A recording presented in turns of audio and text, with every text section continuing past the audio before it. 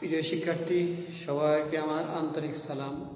আসসালামু আলাইকুম ওয়া রাহমাতুল্লাহ। আশা করি তোমরা সবাই আল্লাহর অশেষ রহমতে ভালো আছো। আজকে গত এই পর্যন্ত যতগুলো লেকচার নেওয়া হয়েছে, পদার্থ বিজ্ঞানের প্রথম পত্রের 7ম অধ্যায় নিয়ে আলোচনা করা হচ্ছিল। আজকে ওই অধ্যায়টা মোটামুটি শেষের পর্যায়ে। আমরা আজকে নতুন অধ্যায় অর্থাৎ সেকেন্ড পেপার শুরু করবো। সেকেন্ড পেপারের 6ষ্ঠ অধ্যায় জ্যামিতিক আলোকবিজ্ঞান। এই অধ্যায়টা শুরু করার আগে আমাদের আলো সংক্রান্ত 19-এ যেটা ছিল, অর্থাৎ আলোর প্রতিফলন পরিসরণ সম্পর্কে কিছু বেসিক আইডিয়া দেওয়ার চেষ্টা করব। তারপরে এই অধ্যায়ে শুরু করব। তো 19-এ আমরা পড়ে আসছি আলোর প্রতিফলন প্রতিসরণ ইত্যাদি। তো আলোর প্রতিফলন, এখন আলো একটা স্বচ্ছ মাধ্যম থেকে আরেকটা স্বচ্ছ মাধ্যমে যাওয়ার সময়, অথবা আলো যখন নির্দিষ্ট মাধ্যম থেকে কোনো বিভেদ তলে বাধা খেয়ে ফিরে আসে, সেই ক্ষেত্রে যেই বিন্দুতে আলো সে আপতিত হয় সেখানে 3 ধরনের ঘটনা ঘটে। অর্থাৎ আমরা যদি একটা ওইখান থেকে আলো বসে দিক থেকে আসছে, এখানে হয়তো প্রতিফলিত হলো, কিছু আলো প্রতিফলিত হবে, অর্থাৎ এখানে কিছু শোষণ হবে, কিছু প্রতিসরণ হবে, কিছু প্রতিফলন হবে। এই 3 ধরনের ঘটনা ঘটে। আলোক রশ্মি কোথাও পড়লে এই 3 ধরনের ঘটনা ঘটে। এখন আমরা প্রতিফলনের সূত্র জানি। আলোক রশ্মি প্রতিফলনের সূত্র কি? প্রতিফলনের সূত্র আছে 2টা: আপতিত রশ্মি, প্রতিফলিত রশ্মি এবং আপতন বিন্দুতে অঙ্কিত অভিলম্ব একই সমতলে অবস্থিত হয়। আর আপতন কোণ আর প্রতিফলন কোণ পরস্পর সমান হয়। আমরা ব্যাপারটা যদিও দেখে আসছি না, এখানে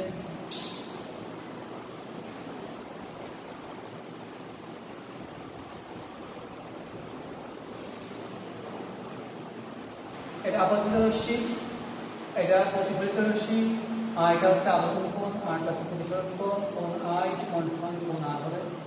এবং আবার এই একটা যদি আপতিত রশ্মি হয়, এটা যদি অবিলম্ব হয়, আর এটা যদি প্রতিসরিত রশ্মি হয়, এই 3টি একই সমতল। একটা যদি কোনো কারণে এরকম হবে না বা এরকম সামনে চলে যাবে, 3টি একই সমতলে অবস্থিত, এটা বলা হয়েছে।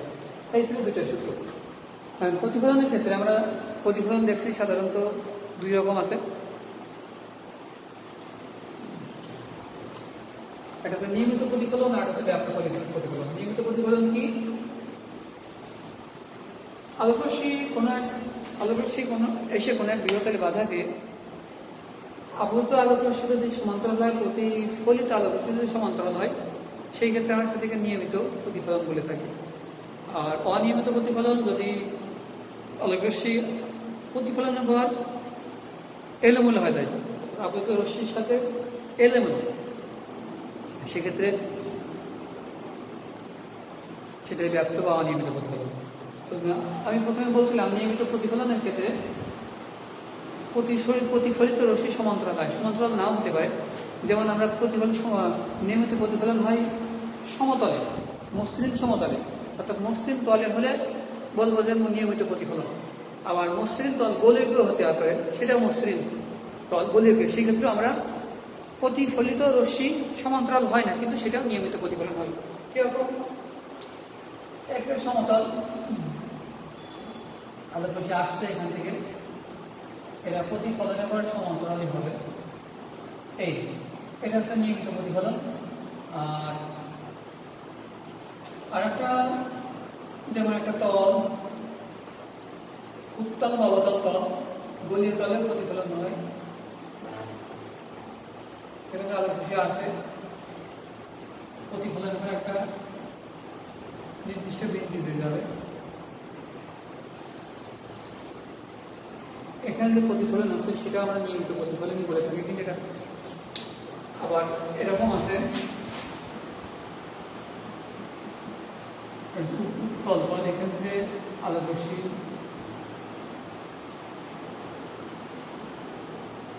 এরকম হয়ে থাকে। এই রশ্মি আর এই রশ্মি সমান্তরাল হয় না, কিন্তু তলটা মসৃণ হওয়ার কারণে এখানে নিয়মিত প্রতিফলন ঘটে। যাই হোক, এখন এই যে আমরা প্রথমটা অবতল তল, দ্বিতীয় হচ্ছে উত্তল তল। অবতল তলের ক্ষেত্রে এর ফোকাস দূরত্ব ছিল, বক্রতার ব্যাসার্ধ ছিল, প্রধান অক্ষ ছিল, ফোকাস তল ছিল, গৌণ ফোকাস ছিল, প্রধান ফোকাস ছিল ইত্যাদি। এগুলো নিয়ে আংশিক আলোচনা করি।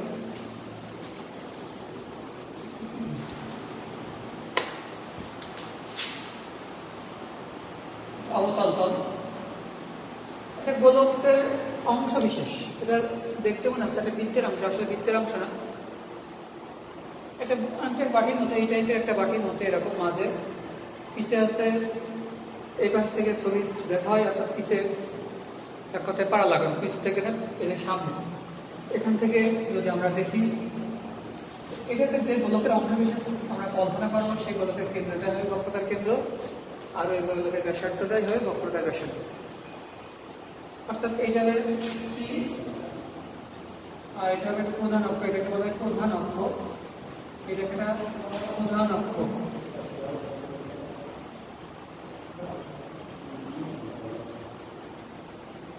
বক্রতার কেন্দ্র অর্থাৎ প্রধান অক্ষের সমান্তরাল যদি আলোকরশ্মি দেওয়া হয়, প্রতিটি আলোকরশ্মির প্রতিফলনে বর্ধন প্রধান অক্ষের উপরে একটা বিন্দু দিয়ে যায়, যেই বিন্দুতে যায় সেটাকে বলা হয় প্রধান ফোকাস। এটা সি, এটা এফ। তাহলে এটা হচ্ছে সি, এটা হচ্ছে এফ, আর এটা হচ্ছে মেরু, বলা হয় মেরু। তাহলে আমরা প্রধান ফোকাস, এইটা ফোকাসের কেন্দ্র মেরু। এখানে ফোকাস তল আছে, ফোকাস তল কি প্রধান ফোকাসে একটা তল কল্পনা করবো, যে তলটা প্রধান অক্ষে বললাম। আর গৌণ ফোকাস কি, যে ফোকাস তল কল্পনা করছে, ফোকাস তলের উপরে অসংখ্য বিন্দু আছে, তার মধ্যে একটা বিন্দু আছে প্রধান ফোকাস। প্রধান ফোকাস বাদে বাকি যতগুলো বিন্দু আছে সবগুলোকে গৌণ ফোকাস বলা হয়। এটা আর গৌণ ফোকাস কেন জানা দরকার? আমরা জানি যে প্রধান অক্ষের সমান্তরাল আলোকরশ্মি প্রতিফলনের পর প্রধান অক্ষের একটা বিন্দুতে মিলিত হয়, যেটাকে আমরা প্রধান ফোকাস বলি। কিন্তু সমান্তরাল আলোকরশ্মি আসবে, প্রধান ফোকাসের সমান্তরাল হবে না। কিরকম?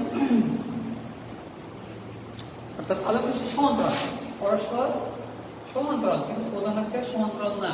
এরা প্রতিফলন পর কোথায় মিলবে? এটা প্রতিফলনের পর ফোকাস তলে মিলবে। অর্থাৎ ফোকাস তলের উপর কোনো বিন্দু হচ্ছে, এটা এই বিন্দুতে মিলবে, এই বিন্দুতে। এইটা হচ্ছে বড় ফোকাস। কিন্তু তল কল্পনা করছিলাম, প্রধান ফোকাসে যে তল কল্পনা করছিলাম, সেই তলের উপর একটা বিন্দু হবে এইটা। এইবার দর্পণের ক্ষেত্রে বিম্ব গঠন করা, আমরা বিম্বর ক্ষেত্রে শর্টকাটে একটু বলছি, যেহেতু 9 10 এটা বোঝাচ্ছে, শর্টকাটে একটু বলে। দর্পণের ক্ষেত্রে আমরা বিম্ব গঠন করি কিভাবে?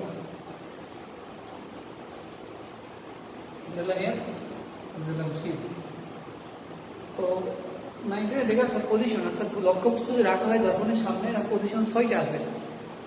একটা হচ্ছে অসীমে, আর একটা অসীম আর বক্রতার কেন্দ্রের মাঝে, আটটার মাঝে, আটটা বক্রতার কেন্দ্রে, আটটা প্রধান ফোকাসে, প্রধান ফোকাস আর বক্রতার কেন্দ্রের মাঝে, আটটা প্রধান ফোকাসে, আর প্রধান ফোকাস আর মেরুর মাঝে। যেখানে একটা যদি মনে রাখতে হবে, প্রধান ফোকাস এর বাম পাশে যেখানে রাখি না কেন, বাস্তব বিম্ব পরীক্ষা। বাস্তব বিম্ব কাকে বলে? বিম্ব প্রতিবিম্ব কাকে বলে? আলোকরশ্মি কোন বিন্দু হতে আবদ্ধ হয়ে প্রতিফলিত বা প্রতিসরিত হওয়ার পর দ্বিতীয় কোনো বিন্দুতে মিলিত হয়, বা দ্বিতীয় কোনো বিন্দু হতে অপসারিত আসছে বলে মনে হয়, তাহলে এই দ্বিতীয় বিন্দুকে প্রথম বিন্দুর বিম্ব বা প্রতিবিম্ব বলে। এখন আলোকরশ্মি প্রকৃত পক্ষে দ্বিতীয় বিন্দুতে মেলে, সেটা হবে বাস্তব বিম্ব। আর যদি মনে হচ্ছে যে এটা ওই বিন্দু থেকে ওই বিন্দুতে মিলেছে, তাহলে সেটা হবে অবাস্তব বিম্ব। বাস্তব বিম্ব উল্টা হয়, অবাস্তব বিম্ব সোজা হয়। দর্পণের ক্ষেত্রে বাস্তব বিম্ব দর্পণের সামনে পরীক্ষা হয়, অবাস্তব বিম্ব দর্পণের পিছিয়ে পরীক্ষা হয়। বাস্তব বিম্ব বিবর্তিত হতে পারে, বিবর্তিত হতে পারে, খর্বিত হতে পারে। বিবর্তিত মানে লক্ষ্যবস্তুর তুলনায় বড়, খর্বিত মানে লক্ষ্যবস্তুর তুলনায় ছোট। এখন বিম্ব আকারের শর্ত, অর্থাৎ যে কোনো আমি যেখানে লক্ষ্যবস্তু রাখি না কেন, বিম্ব সর্বোচ্চ 3টা রশ্মি আকালে, সর্বোচ্চ তার মধ্যে 2টা রশ্মি আকালেই হয়। একটা হলো প্রধান অক্ষের সমান্তরাল, যেটা হবে প্রধান অক্ষের সমান্তরাল, সেটা প্রধান ফোকাসে যাবে। আরটা বক্রতার কেন্দ্র দিতে পারি, অথবা প্রধান ফোকাস দিতে পারি, তারা পরস্পর একই। যদি প্রধান ফোকাস যদি প্রধান ফোকাসে আলোকরশ্মি দিলে, সেটা প্রধান অক্ষের সমান্তরাল হয়।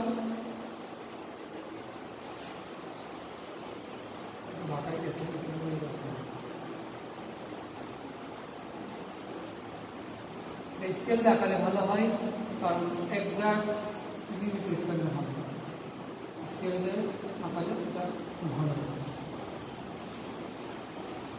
এই যে পি কিউ, এটা হচ্ছে লক্ষ্য বুঝতে হবে, পি ড্যাশ কিউ ড্যাশ এটা হচ্ছে বিম্ব হবে। এটা ছিল কিউ, মানে আরো যে উদ্দেশ্য আছে এটার মাথা নিচে গেছে, অর্থাৎ বিম্ব সোজা ছিল উল্টাই গেছে। লক্ষ্য প্রতিফলনের পর আলোকরশ্মির প্রকৃত পক্ষে মিলন ঘটেছে কিউ কিউ ড্যাশ বিন্দুতে। P Q P dash Q dash আছে পি কিউ এর বিম্ব। এখন লক্ষ্যবস্তু আমি এখানে রাখতে পারি, এখানে রাখতে পারি, এখানে এরকম 6টা পজিশনে রাখা যায়, 6টা পজিশনে বিম্ব 6 ধরনের হয়। তো আমরা যদি প্রধান ফোকাস আর বক্রতার কেন্দ্রের মাঝে রাখি, লক্ষ্য বাস্তব বিম্ব হবে কিন্তু বিবর্তিত হবে। বিবর্তিত ধরনের বিম্ব হবে লক্ষ্যবস্তুর তুলনায় বড়। বক্রতার কেন্দ্রে রাখলে বিম্ব বক্রতার কেন্দ্রেই গঠিত হয়, এটা লক্ষ্যবস্তুর সমানই হয়। বক্রতার কেন্দ্র থেকে অসীমের মাঝে রাখলে বিম্ব হবে লক্ষ্যবস্তুর চেয়ে ছোট, অর্থাৎ খণ্ডিত বিম্ব গঠিত হবে। প্রধান ফোকাসে রাখলে এই যে আলোকরশ্মি দুইটা আমরা বিম্ব দুইটা রশ্মি আঁকবো, এই দুইটা রশ্মি পরস্পর সমান্তরাল হয়, অর্থাৎ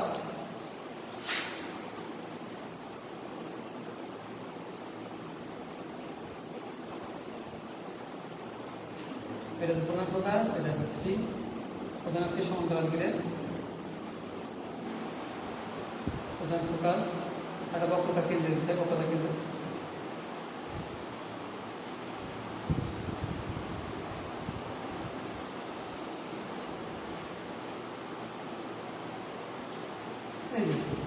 এই রশ্মিটা পরস্পর সমান্তরাল হয়। সমান্তরাল রশ্মি কোথায় মিলে আমরা জানি না, তো অসীমে মিলে আমরা ধরে নিচ্ছি এটা অসীমে মিলবে। অসীমে কোন পাশে মিলবে, এই পাশে না এই পাশে?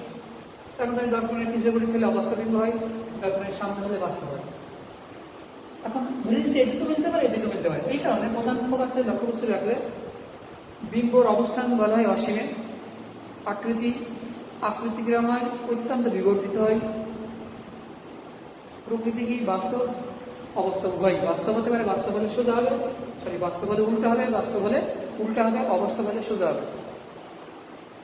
এই কারণে প্রধান ফোকাসে লক্ষ্যবস্তু রাখলে দুই ধরনের বিম্বের কথাই বলা হয়, কারণ অসীমে কোথায় মিলবে, এদিকে মিলতে পারে, এদিকে মিলবে। এবার প্রধান ফোকাস আর মেরুর মাঝে রাখলে বিম্ব দর্পণে পিছিয়ে গঠিত হয়, সেক্ষেত্রে অবাস্তব বিম্ব গঠিত হয়। তো আমরা উত্তল, এটা হচ্ছে অবতল দর্পণ আর উত্তল লেন্স, এই দুইটা ক্ষেত্রে প্রধান ফোকাসের এই পাশে অর্থাৎ প্রধান মেরুর বিপরীতে, আর লেন্সের ক্ষেত্রে আলোককেন্দ্র বলি, আলোককেন্দ্র থেকে দূরে বললাম উত্তল লেন্স এবং অবতল দর্পণে প্রধান ফোকাস থেকে অসীমের মধ্যে যদি লক্ষ্যবস্তু রাখা হয়, সেক্ষেত্রে বাস্তব বিম্ব গঠিত হয়। প্রধান ফোকাস আর মেরু মাঝে রাখলে অবাস্তব বিম্ব গঠিত হয়, অর্থাৎ উত্তল লেন্স এবং অবতল দর্পণে বাস্তব, অবাস্তব, বিবর্তিত, খর্বিত সব ধরনের বিম্ব গঠিত হয়।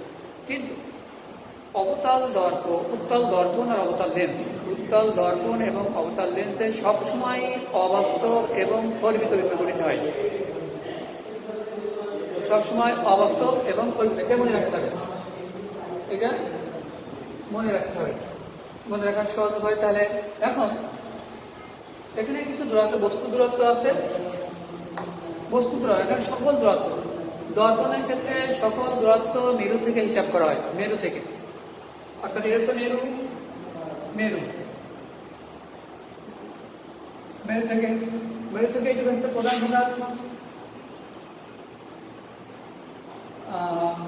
মেরু থেকে প্রধান ফোকাস পর্যন্ত দূরত্ব আছে ফোকাস দূরত্ব, একটা ফোকাস দূরত্ব। লক্ষ্যবস্তু যেখানে রাখা হয় সেখান থেকে মেরু পর্যন্ত দূরত্ব বস্তু দূরত্ব। বিম্ব যেখানে গঠিত হয় সেখান থেকে মেরু পর্যন্ত দূরত্ব হচ্ছে বিম্ব দূরত্ব।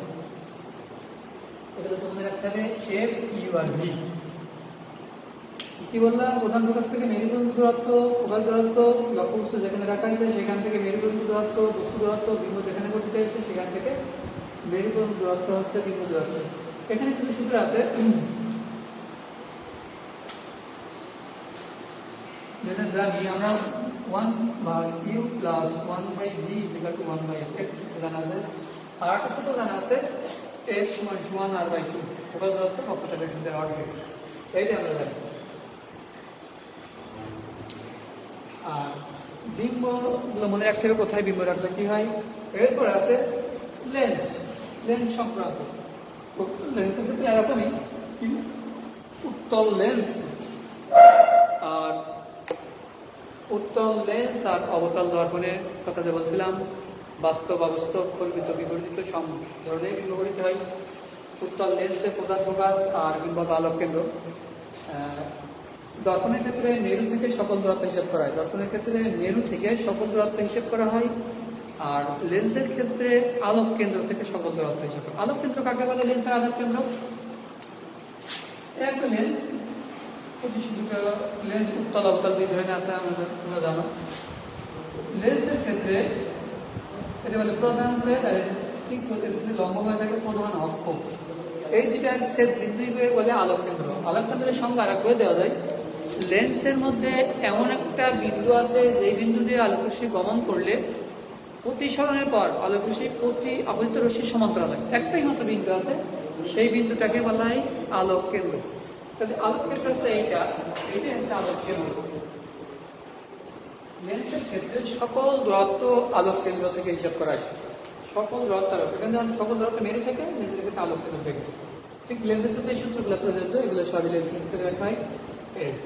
এখন আর কিছু আছে যেগুলো বিবর্ধন বলে কথা আছে। বিবর্ধন আমরা জানি m সমান মাইনাস v বাই d, আর m সমান l ড্যাশ বাই l লেখা যায়, দুইটাই বিবর্ধনের। এখন বিম্ব বাস্তব অবস্থার কথা বলছিলাম, কিছু কথা বলা হয়নি, যে ফোকাস দৈর্ঘ্যের কথা বলছিলাম। উত্তল দর্পণ এবং অবতল লেন্সের ক্ষেত্রে ফোকাস দূরত্ব ঋণাত্মক ধরা হয়। উত্তল দর্পণ এবং অবতল লেন্সের ক্ষেত্রে সবসময় ফোকাস দূরত্ব ঋণাত্মক ধরা হয়। আর অবতল দর্পণ এবং উত্তল লেন্সের ক্ষেত্রে ফোকাস দূরত্ব ধনাত্মক ধরা হয়। বিম্ব ভির মান যদি নেগেটিভ আসে তাহলে বুঝবো বিম্ব হবে অবাস্তব, অথবা অবাস্তব বিম্বের ক্ষেত্রে ভির মান নেগেটিভ ধরবো আমরা। যেখানে একটা উল্টা কথা, যেখানে কথা এই জিনিসগুলো মনে রাখতে হবে।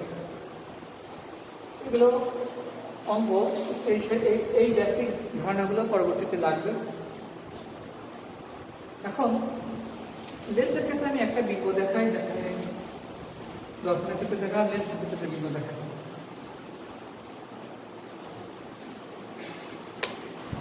উত্তল লেন্সের ক্ষেত্রে বিম্ব দেখাই। এটা যদি এফ হয়, উত্তল লেন্সের প্রধান ফোকাস দুই পাশে পাওয়া যায়। এটা হচ্ছে সি বা 2f লেখা হয়, এটাও সি বা 2f লেখা হয়। লক্ষ্য সেখানে রাখলাম, এখন কি হবে, প্রধানকে সমান্তরাল দেবে, প্রধানকে সমান্তরাল দিয়ে প্রধান ফোকাস দিয়ে রাখবে, এটা চলে যাবে। আর একটা যাবে আলোক কেন্দ্র, এই এটা একটু আরো বুঝে হবে, স্কেল দিয়ে আপনি মাপ দিলে ভালো হবে। এটা হচ্ছে পি কিউ, পি ড্যাশ, বিন্দু মেরু উপাদান, প্রধান ফোকাস সরাই লিখতে হবে। নার্সারি বলে আলোক কেন্দ্র। দর্পণের ক্ষেত্রে আমরা আলোকরশ্মি তিনটা দিতে পারি, সেটা হচ্ছে এখানেও তিনটা দিতে পারি। দর্পণের ক্ষেত্রে আমরা দিচ্ছিলাম প্রধান অক্ষের সমান্তরাল, আর একটা ছিল প্রধান ফোকাস দিয়ে, আর একটা বক্রতার কেন্দ্র। লেন্সের ক্ষেত্রে দেবো সবসময় দুইটাই দেবো, তিনটা দেওয়া দুইটাই দেবো, একটা হচ্ছে প্রধান অক্ষের সমান্তরাল দেবো, আর একটা আলোক কেন্দ্র দেবো। এই দুইটাই দেওয়ার চেষ্টা করবো সবসময়। তো এটা হচ্ছে বাস্তব বিম্ব। কিন্তু অবাস্তব বিম্ব দেখি সেটা কেমন হবে। অবাস্তব বিম্ব প্রধান ফোকাস,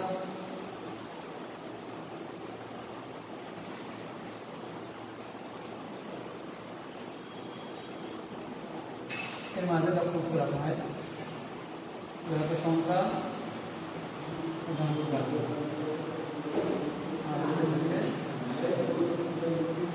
কখনোই গেবে না।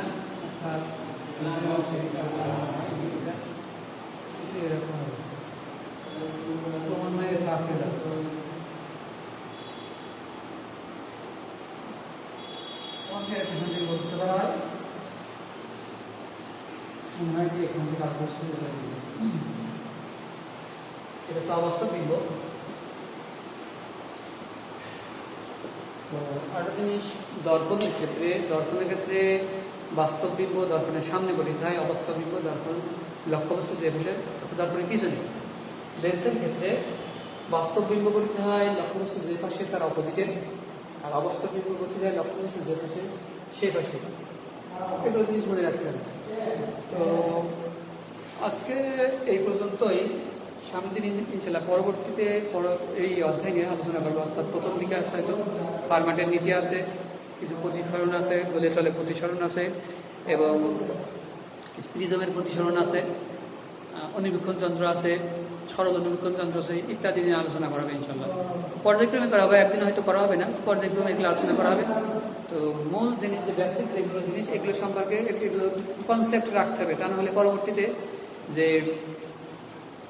যে আমরা জটিল অনুবীক্ষণ যন্ত্র যাবো, তখন এই যে লেন্সের যে কোথায় বিম্ব হচ্ছে, কী হচ্ছে, এগুলো প্রয়োজন হবে।